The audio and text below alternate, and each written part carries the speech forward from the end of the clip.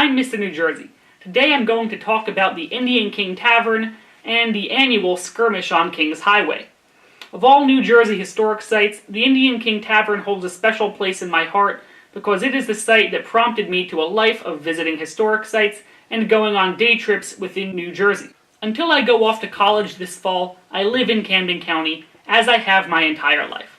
And I have loved history for a great many years. Yet somehow, I never heard of this site until my brother found out about it and told me of its existence during my sophomore year of high school. Apparently, in Haddonfield was the building where the New Jersey legislature met during the Revolutionary War and officially turned New Jersey from a colony into a state. One of the most important events in all of New Jersey history occurred just a short drive from my house, and I had been completely blind to this fact for the first 15 years of my life. I was dumbfounded.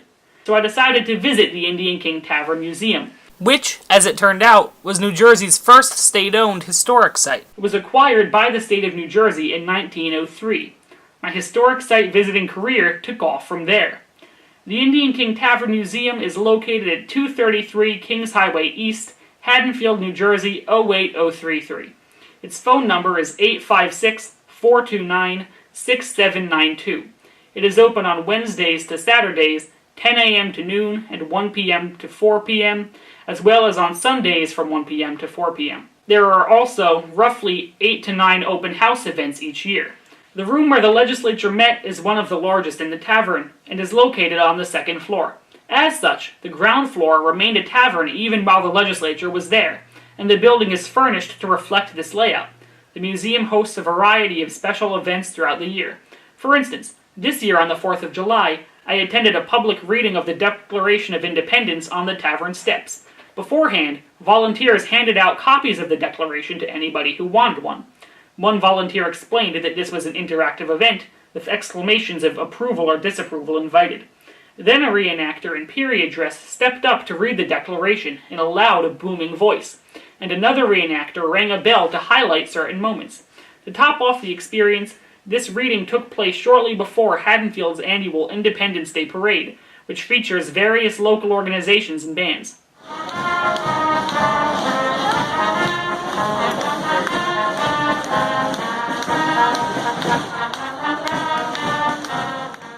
I also want you to know about Haddonfield's annual Revolutionary War reenactment, named the Skirmish on Kings Highway, of which the tavern is a major part.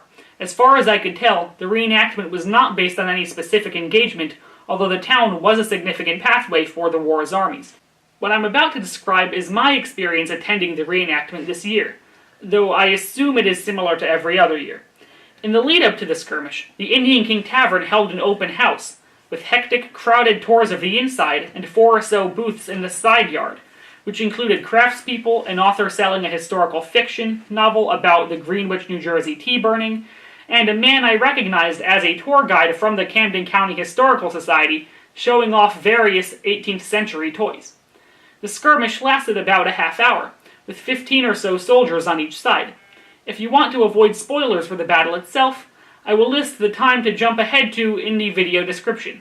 If you don't mind the spoilers, keep on watching.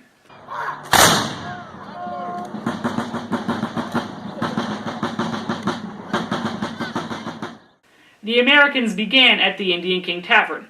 The British arrived and turned onto Kings Highway from a street further down, and the two sides shot back and forth a bit before the British retreated and regrouped.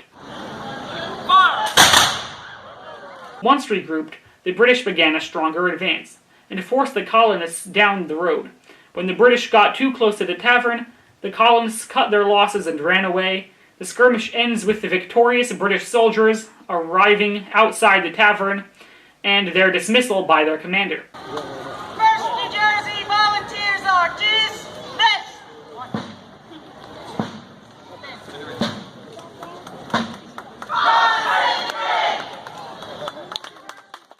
Following the skirmish, the reenactors hang around to answer questions, and the Indian King Tavern's open house resumes. Overall, the reenactment is smallish, but still quite enjoyable. I would recommend it and the outdoor booths, but you would probably be better off touring the tavern itself on a separate day to avoid the large crowds and have a better paced experience. I hope you found this video useful and informative. If so, please like and subscribe. I'll see you next time.